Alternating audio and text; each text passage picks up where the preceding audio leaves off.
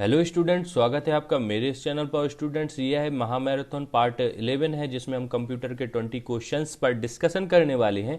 यहाँ पर मैं आज बताना चाहूँगा स्टूडेंट्स, यह वीडियो सभी स्टूडेंट्स के लिए दी जा रही है। ऐसे स्टूडेंट जो सब्सक्रिप्शन नहीं भी लिए हैं उनके लिए भी, और जो सब्सक्रिप्शन लिए हैं उनके लिए तो डेली ऐसी वीडियोस दी ही जा रही हैं। इसलिए यह दी जा रही है आपके लिए, ताकि आप लोग देख सकें कि किस प्रकार से आपको कंप्यूटर की वीडियोस मिलने वाली हैं। क्योंकि बहुत से स्टूडेंट्स कॉल करके पूछते हैं कि सर किस प्रकार से आप पढ़ाएंगे, तो आप मान सकते हैं कि डेमो के रूप में आप ये वीडियो को समझ सकते हैं। लेकिन इसकी जो पीडीएफ होगी, आज जो पढ़ा दिया जाएगा, ये सिर्फ सब्सक्रिप्शन वाले स्टूडेंट्स को ही दिया जाएगा। साथ में अगर आप सब्सक्रिप्शन लेते हैं तो आपको डेली एक डिक्टेशन, जो कि अभी आज आपको डेमो के रूप में सभी स्टूडेंट्स को प्रोवाइड की गई है, साथ में आपको Sunday to Sunday test series भी मिलेगी। इसलिए स्क्रीन पर दिखाई दे रहे नंबर पर कॉल करके आप जानकारी लीजिए कि किस प्रकार से हमें सब्सक्रिप्शन लेना है। और स्टूडेंट्स, इसी प्रकार से आप सारे बेनिफिट्स ले सकते हैं यदि आप सब्सक्रिप्शन लेते हैं तो चलिए अब हम स्टार्ट करते हैं आज की वीडियो को और डिस्कशन करते हैं उन 20 क्वेश्चंस के बारे में। स्टूडेंट्स, आज की वीडियो का जो फर्स्ट क्वेश्चन है हमारा यहाँ पर, वो है, देखिए, with which view can you see how text and graphics will appear on printed page। तो देखिए स्टूडेंट्स, जो प्रिंटेड पेज के लिए हमारा रहता है, हम किस प्रकार से उसको देखते हैं, तो वह कौन सा लेआउट कहलाता है, हमारा प्रिंट लेआउट कहलाता है। मतलब जो हमने टेक्स्ट या ग्राफिक्स को टाइप किया है वह कैसे अपीयर है प्रिंटेड पेज के रूप में, तो उसको हम क्या कहते हैं, प्रिंट लेआउट। अगर हम अपने एमएस वर्ड में आते हैं और यहाँ पर आप देखेंगे तो आपका जो अभी जिस पर आप बाय डिफॉल्ट टाइप करते हैं वह प्रिंट लेआउट ही होता है। मतलब जैसा यहाँ दिख रहा है वैसा का वैसा यहाँ पर टाइप हो, यहाँ पर प्रिंट होने वाला है। अगर आप इसको देखेंगे, शॉर्टकट की आपने यहाँ पर आपने यूज करी होगी या आप ऐसे देख सकते हैं, तो देखिए यहाँ पर जो प्रिंट लेआउट होता है हम उसमें भी देख सकते हैं कि कैसे हमारा प्रीव्यू रहेगा, उस प्रकार से यहाँ पर प्रिंट होता है। तो आप इसको भी इस प्रकार से देख सकते हैं। और जो हमारा बाय डिफॉल्ट अभी हम देखते हैं अपने एमएस वर्ड में हम टाइपिंग करते हैं जहाँ पर, वह हमारा प्रिंट लेआउट होता है। प्रिंट लेआउट देखने के लिए आप नीचे की तरफ जब आते हैं तो देखिए यहाँ पे प्रिंट लेआउट है, सेकंड है फुल स्क्रीन रीडिंग, थर्ड है यहाँ पर हमारा वेब लेआउट और आउटलाइन लेआउट, और यहाँ पर ड्राफ्ट लेआउट है। लेकिन हमारी जो टाइपिंग होती है नॉर्मली बाय डिफॉल्ट वह प्रिंट लेआउट में ही होती है। तो जो इसका सही आंसर होगा कि हम कैसे अपीयर होता है प्रिंटेड पेज के लिए, तो वह हम कहाँ देख सकते हैं, प्रिंट लेआउट में देख सकते हैं। स्टूडेंट्स, इसके बाद में नेक्स्ट क्वेश्चन है, is a collection of pre defined design elements and colour schemes. तो देखिए, जब एक ऐसा हमारा कॉम्बिनेशन बनता है कि उसमें पहले से प्री डिफाइंड रहती हैं, डिजाइन रहती हैं, एलिमेंट्स रहते हैं और कलर का कॉम्बिनेशन होता है, हम उसको क्या कहते हैं, हम उसको थीम कहते हैं। आप अपने मोबाइल में देखते हैं कि आप इमेज को सेट करते हैं तो इमेज आपकी सिर्फ स्क्रीन पर रहती है, लेकिन अगर आप थीम को सिलेक्ट करते हैं तो आप अपने मोबाइल के कोई भी फंक्शन को चला रहे हो, लेकिन उस थीम में जो कलर आपने सेट किया होगा वह जब आप ऐप कोई सा भी यूज करेंगे वहां पर भी ओपन होता है। ऐसे ही आपके सिस्टम पर भी आप अलग अलग थीम को यूज करते हैं। जब आप जो भी थीम यूज करेंगे उसी के अकॉर्डिंग सारे आपका जो सिस्टम रहेगा, उसमें कोई सा भी सॉफ्टवेयर चलाएंगे उस पर कलर जो रहेगा कॉम्बिनेशन वह उस थीम के अकॉर्डिंग रहता है। तो जो collection of pre defined design elements and colour schemes होती हैं वह हमारी थीम के अंतर्गत आती हैं। नेक्स्ट क्वेश्चन है स्टूडेंट्स, होम की इज यूज्ड टू। तो देखिए, जो होम की होती है वह किस लिए यूज की जाती है।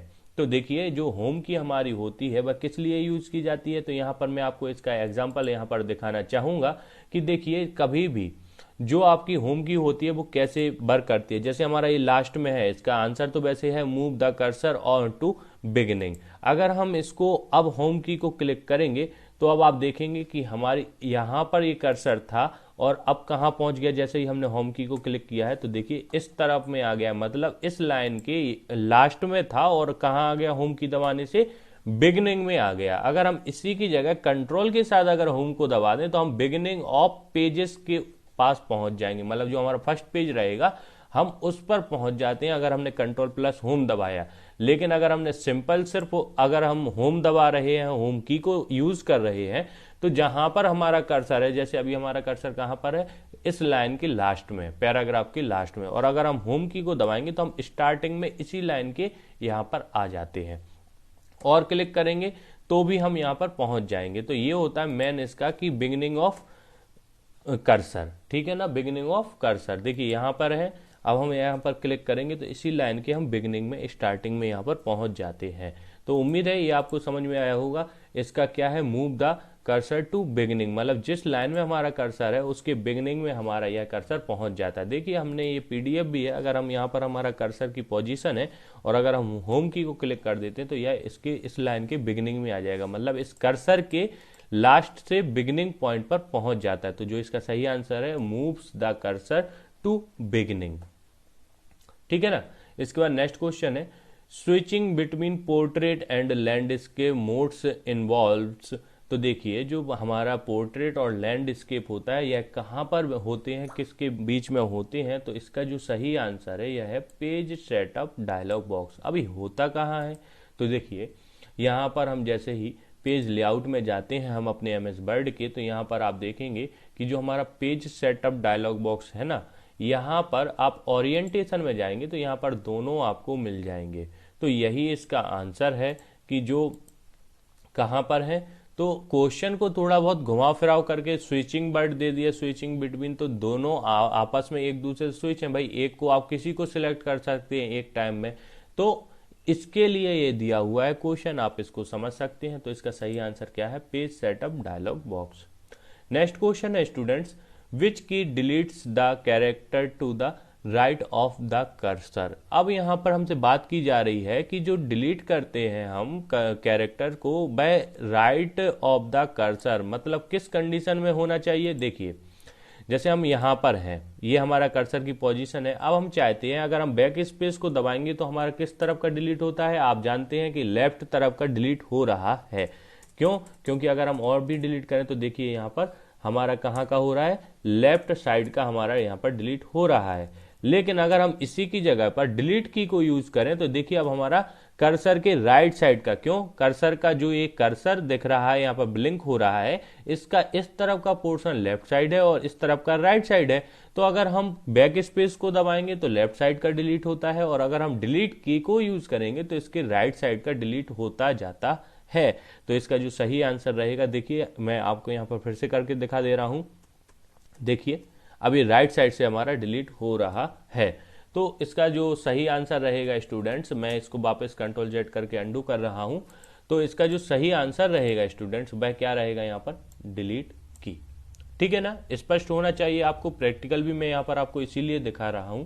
इसके बाद नेक्स्ट क्वेश्चन है, which of the following typically appear at the end of document for citation of, citation भी वो इसको बोल सकते हैं ऑफ सोर्स। तो देखिए जो इस प्रकार का साइटेशन ऑफ सोर्स होती हैं, तो यहाँ पर इसका जो सही आंसर है वह है इसका एंड नोट। अब एंड नोट होता क्या है, या फुट नोट क्या होता है, या हेडर क्या होता है, या फुटर क्या होता है, तो यहाँ पर मैं आपको दिखा रहा हूँ।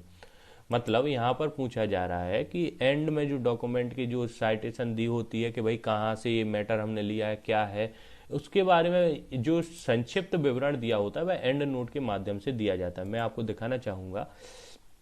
देखिए स्टूडेंट्स, हमारा एक होता है हेडर, एक होता है फुटर, एक होता है फुटनोट, एक होता है एंड नोट।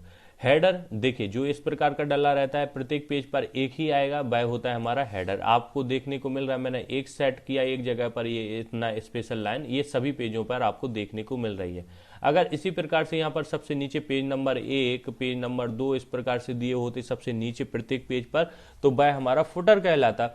इसी प्रकार फुटनोट जो होता है वह प्रत्येक पेज पर नीचे की ओर होता है, लेकिन वो होता किस लिए है कि इस पेज में जितना भी कंटेंट है अगर उससे रिलेटेड कुछ एक्स्ट्रा पॉइंट्स हैं तो उसको यहाँ पर प्रदर्शित किया जाता है प्रत्येक पेज पर, और जिस पेज पर उसको यहाँ पर दिखाया जाता है वह उस पेज पर दिखाई दे रहे कंटेंट से रिलेटेड होता है। फुटनोट प्रत्येक पेज पर भी हो सकता है और फुटर भी हो सकता है, हेडर तो होता ही है। हेडर और फुटर तो अगर आपने सेट किया है तो वह सभी पेजेस पर आने वाला है, लेकिन फुटनोट आप जिस पेज पर आप उसको एंटर करेंगे वह उसी पेज पर रहेगा, लेकिन आप कितने ही पेजों पर फुटनोट को रख सकते हैं। लेकिन अगर हम बात करें एंड नोट की, तो एंड नोट सारे की सारी फाइल के सबसे लास्ट में, मतलब जब हम सबसे लास्ट में यहाँ पर आ जाएंगे ना, तब हम यहाँ पर दे सकते हैं एंड नोट। और ये दिया क्यों जाता है, तो जैसे आपने देखा हो अखबारों में, तो राइटर का नाम, कहाँ से हमने इस मैटर को लिया है, स्पेशल मतलब इस सोर्स, इस संदर्भ जो हमने ऊपर कंटेंट दिया है,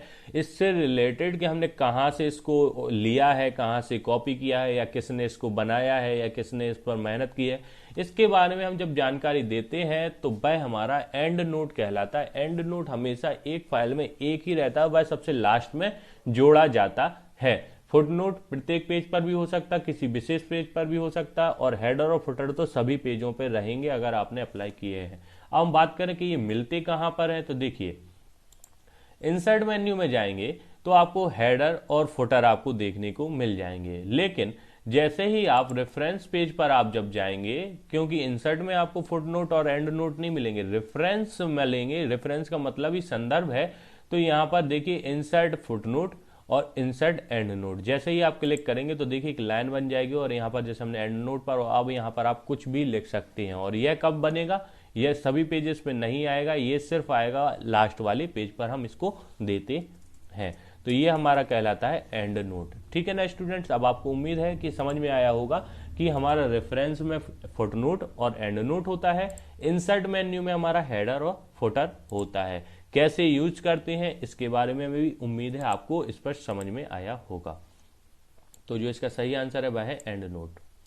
नेक्स्ट क्वेश्चन है, in MS Word to move the insertion point to the beginning of the next word command used to is। तो देखिए यहां पर हमसे क्या बोला जा रहा है कि अब हमें अभी क्या कहा गया था, कर्सर के बिगिनिंग में, मतलब लास्ट में अगर कर्सर है तो उसके बिगिनिंग में पहुंचने के लिए हम कौन सी की को यूज करते थे, तो सिर्फ होम की का यूज।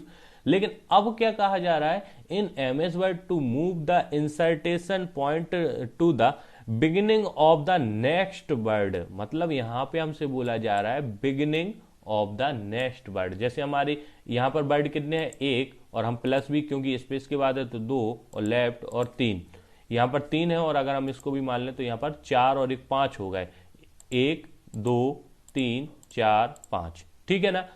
अब यह क्वेश्चन है कि जैसे हमारा कर्सर यहां पर है, अब हमसे क्या कहा जा रहा है कि कौन सी वर्ड शॉर्टकट की है, कि beginning of the next word. अभी हम बिगिनिंग में इस वर्ड के हैं, अब इसके बाद नेक्स्ट वर्ड कौन सा होगा, कंट्रोल होगा।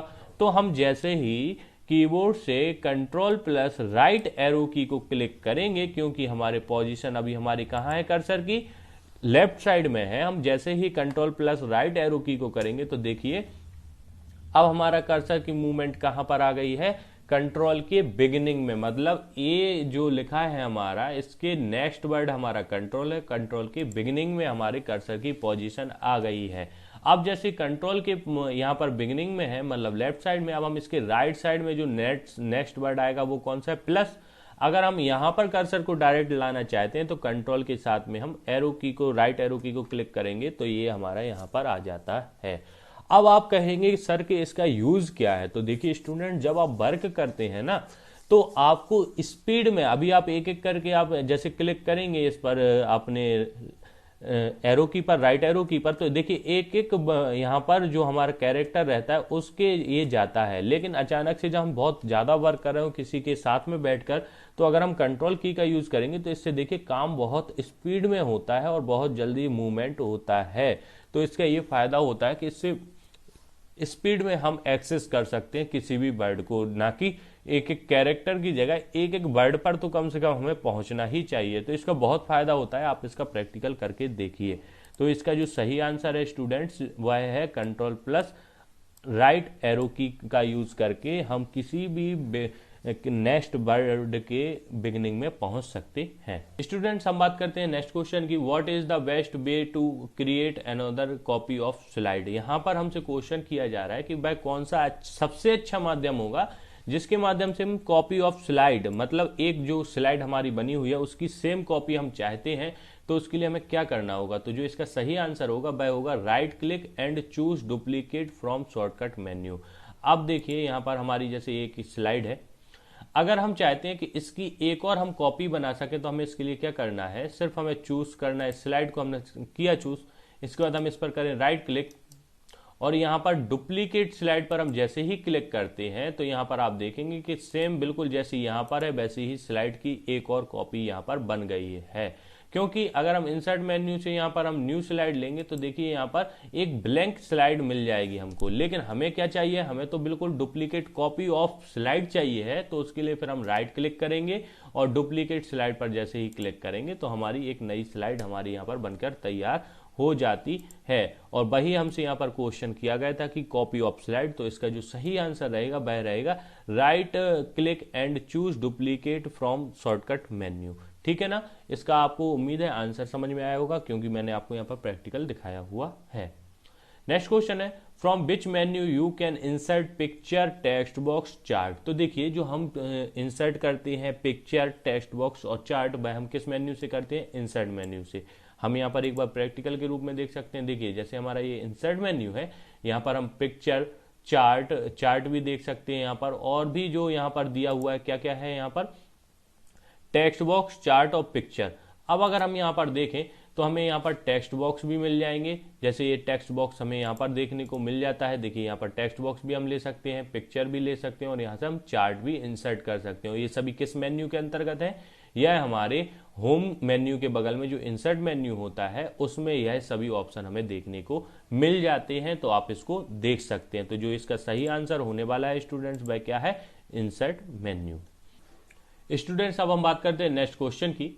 तो देखिए which of the following method can insert a new slide. तो देखिए वे कौन कौन से मेथड हैं, वे कौन कौन से माध्यम हैं जिनके द्वारा हम एक नई स्लाइड को इंसर्ट कर सकते हैं। तो उसका फर्स्ट है यहाँ पर option right click on the slide and then choose new slide. आप इसके द्वारा भी चूज कर सकते हैं कि न्यू स्लाइड को। From insert menu choose new slide. तो देखिए स्टूडेंट्स यह क्वेश्चन में जो ऑप्शन है ये गलती से आ गया है। इसका कंट्रोल+M शॉर्टकट की का आप अगर यूज करते हैं तो उसके द्वारा आप पहुंच सकते हैं न्यू स्लाइड पर, और उसके बाद में है click on new slide button on home tab. तो यहाँ पर ये तीनों ऑप्शन है, इसको आप स्किप कीजिए। यहाँ पर शॉर्टकट की रहेगी कंट्रोल+M, उसको लेना है। तो इसका जो आंसर रहेगा वह रहेगा ऑल ऑफ अबव। हम देखते हैं कैसे। देखिए हम जैसे यहाँ पर अभी होम टैब पर है और अगर हम यहाँ से न्यू स्लाइड पर क्लिक करेंगे तो हमारी एक न्यू स्लाइड यहाँ पर ओपन हो जाती है इस प्रकार से।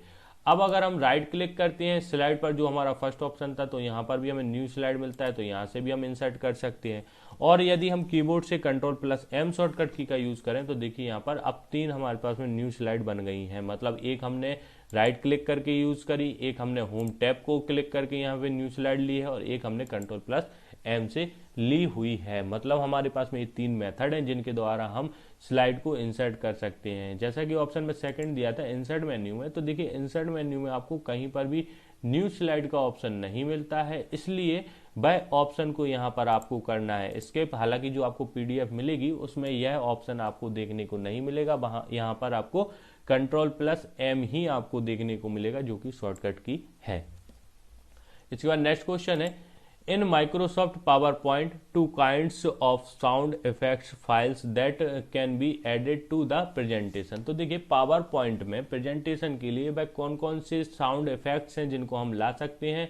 तो देखिए उसमें जो आंसर रहेगा वह है यहाँ पर .web files and mid files. अब ये होती क्या है, तो यहाँ पर हमारे पास में जो एक्सटेंशन नेम की फाइल है अगर हम उसमें देखेंगे तो हम यहाँ पर अगर सर्च करते हैं मिड फाइल के नाम से तो देखिए एक होता है मिडी फाइल्स, एक होता है यहाँ पर हमने कौन सा देखा है वेब फाइल्स। तो इसको भी आप देख सकते हैं। देखिए वेब फाइल को हम यहाँ पर जैसे ही सर्च करेंगे तो यहाँ पर आपको मिल जाएंगी। मैं पहले तो यहाँ पर देखूं कि किस प्रकार का एक्सटेंशन दिया हुआ है। तो वेब फाइल्स जो दिया हुआ है हम इसको जैसे ही यहाँ पर सर्च करते हैं तो अब आपको यहाँ पर देखने को मिल जाएगा वेब ऑडियो फाइल्स। ये एक्सटेंशन की फाइल आपको सभी मिल जाएंगी, तो इसको आप यहाँ पर देख सकते हैं। तो इसका जो सही आंसर रहेगा वह रहेगा web files and mid files, उसका आंसर रहेगा। इसका नेक्स्ट क्वेश्चन है व्हाट इज मोशन पाथ।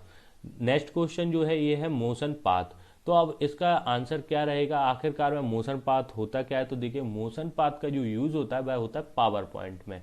अब पावर पॉइंट में इसका जो यूज होता है वह क्या होता है, तो इसका जो सही आंसर रहेगा वह रहेगा C, a method of moving items on a slide. कैसे, मैं आपको दिखाता हूं। जैसे देखिए यहाँ पर हमने ये रोम का यहाँ पर आपको यहाँ पर देखने को मिल रही है इमेज, या आपको इस प्रकार से ये टेक्स्ट मैटर देखने को मिल रहा है। तो हम इस पर मोशन पाथ अगर लगाना चाहें तो देखिए यहाँ पर आपको देखने को मिलेगा जो हमारे ट्रांजैक्शन रहते हैं इनमें जो हमारे ये मोशन पाथ हैं इनको आप लगा सकते हैं। जैसे ही आप इसको लगाएंगे तो ये देखिए इस प्रकार से कुछ वर्क करता है, इस प्रकार से इनका यूज होता है।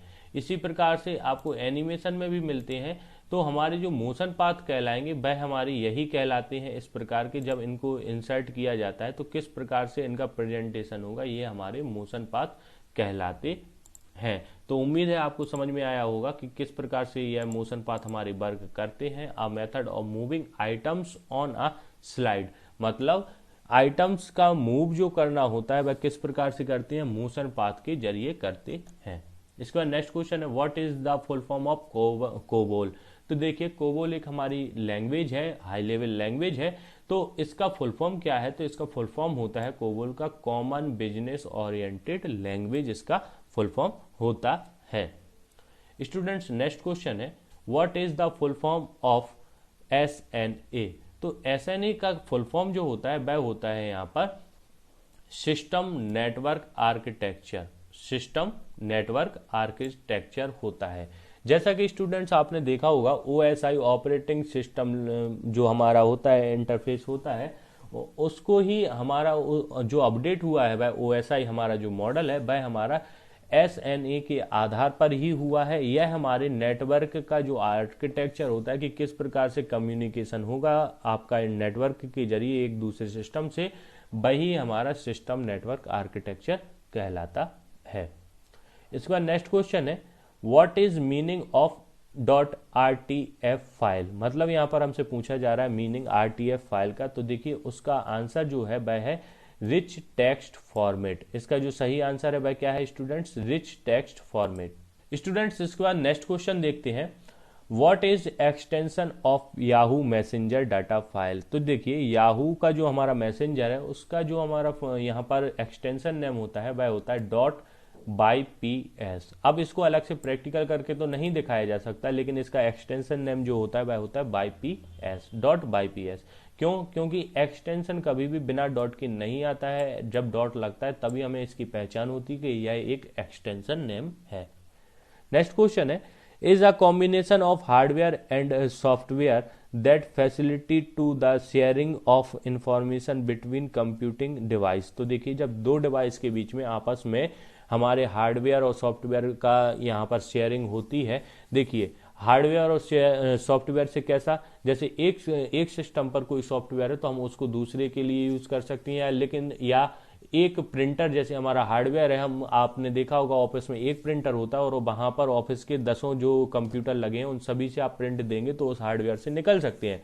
तो इस प्रकार से जो फैसिलिटी होती है हार्डवेयर एंड सॉफ्टवेयर को शेयरिंग करने की, वह क्या कहलाता है, किसके अंतर्गत होता है, और कौन सी माध्यम से होता है, तो वह हमारा नेटवर्क के माध्यम से होता है। क्योंकि हमारा नेटवर्क के माध्यम से हम जब सिस्टमों को जोड़ते हैं तो हम सभी सिस्टमों के सॉफ्टवेयर एंड हार्डवेयर का यूज हम कर सकते हैं सभी कंप्यूटरों पर।